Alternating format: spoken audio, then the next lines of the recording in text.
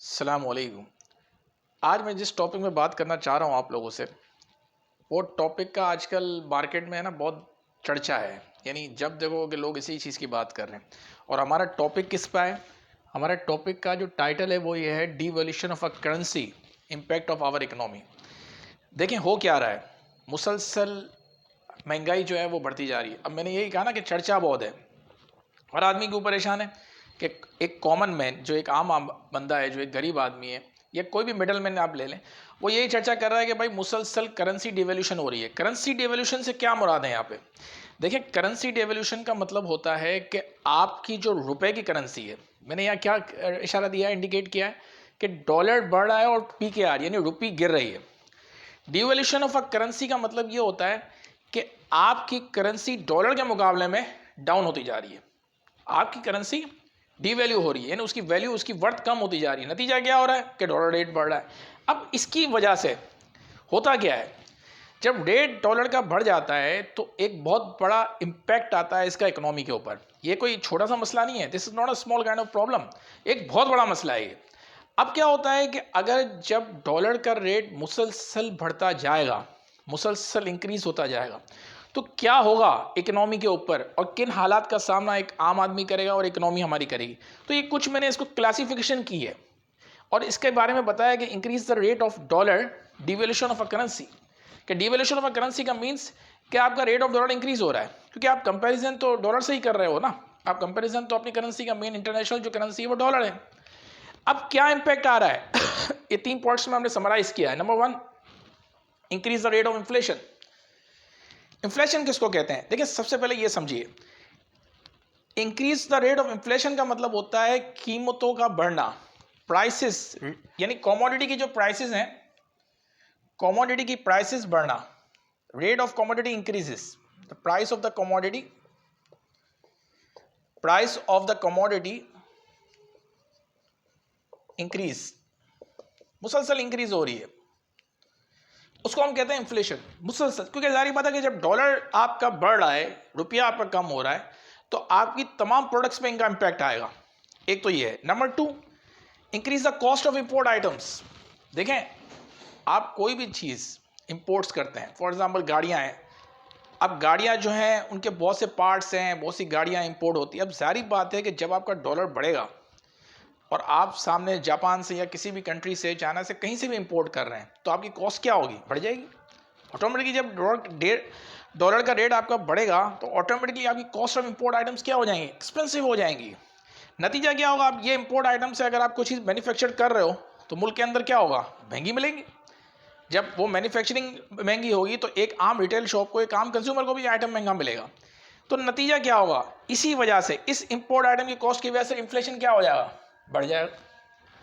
Inflation बढ़ने के तो बहुत सारे रास्ते हैं, खाली कॉस्ट नहीं है, खाली ये पॉइंट नहीं है कि कॉस्ट ऑफ इंपोर्ट आइटम की वजह से इन्फ्लेशन बढ़ रहा है, और बहुत सारे रीजंस हैं। Number 3, impact on standard living of a common man. देखें, जब इन्फ्लेशन बढ़ता है ना, जब प्राइसेस बढ़ती हैं, अब हो क्या रहा है, प्राइसेस मुसलसल बढ़ती जा रही है, मुसलसल बढ़ती जा रही हैं, जबकि लोगों के डेली वेजेस के ऊपर, लोगों की जो सैलरीज हैं, लोगों की जो अर्निंग्स हैं, उस पर इतना इतना इस लेवल पे इजाफा नहीं हो रहा, उस रेशो की तरफ से इजाफा नहीं हो रहा जिस लेवल से महंगाई बढ़ती जा रही है।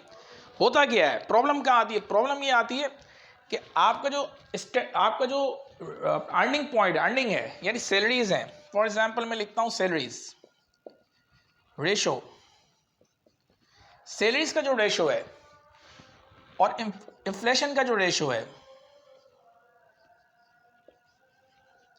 तो सैलरीज का ये मुसलसल बढ़ता जा रहा है और आपका सैलरीज का रेशो ग्रेटर देन नहीं हो पा रहा, नहीं हो पा रहा। क्या नहीं हो पा रहा? ग्रेटर देन नहीं हो पा रहा।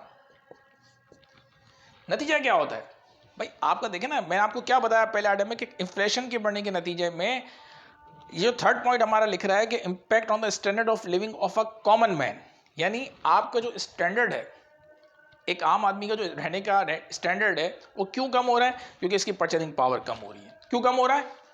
उसकी परचेजिंग पावर कम हो रही है ना। परचेजिंग पावर इस वजह से कम हो रही है कि भाई मुसलसल महंगाई बढ़ती जा रही है, वेज रेट में इजाफा नहीं हो रहा, सैलरीज में इजाफा नहीं हो रहा, हो रहा है तो लिटिल बिट हो रहा है, जिसके नतीजे में क्या हो रहा है? अब एक आदमी है, फॉर एग्जाम्पल के तौर पर, पहले वो 1000 रुपये में 2 आइटम ले ले 3 आइटम ले लेता था, अब उसके बाद 1000 रुपये के 2 आइटम आ रहे हैं, तो वो कहाँ से कवर करेगा?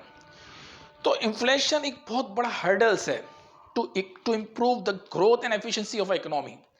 तो किसी भी मुल्क, कोई भी मुल्क हो, चाहे पाकिस्तान हो, कोई भी एनी कंट्री हो, अगर मुसलसल रेट ऑफ इन्फ्लेशन आपका बढ़ेगा तो एक आम कॉमन मैन अपनी परचेसिंग पावर भी रिड्यूस करेगा और उसके स्टैंडर्ड ऑफ लिविंग कभी भी उसके स्टैंडर्ड ऑफ लिविंग पे अच्छा इम्पैक्ट नहीं आएगा।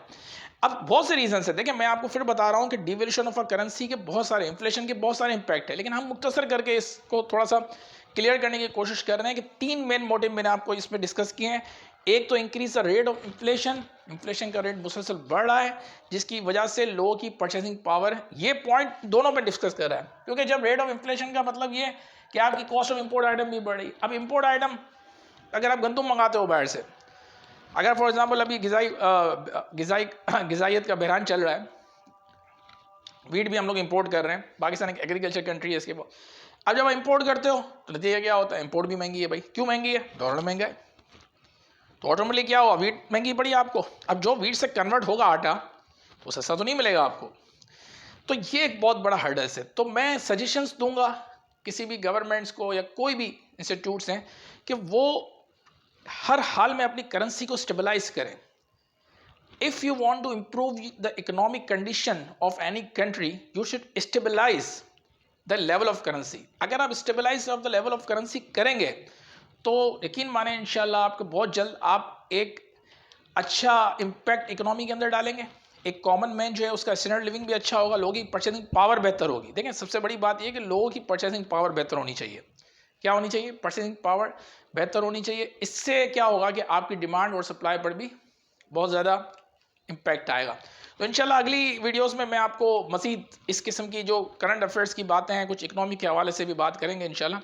अगर आप को ये वीडियोस पसंद आए तो ज़रूर चैनल में सब्सक्राइब करें, लाइक करें। तो इंशाल्लाह नेक्स्ट वीडियो के साथ बहुत जल्द आपके साथ हाजिर होऊंगा।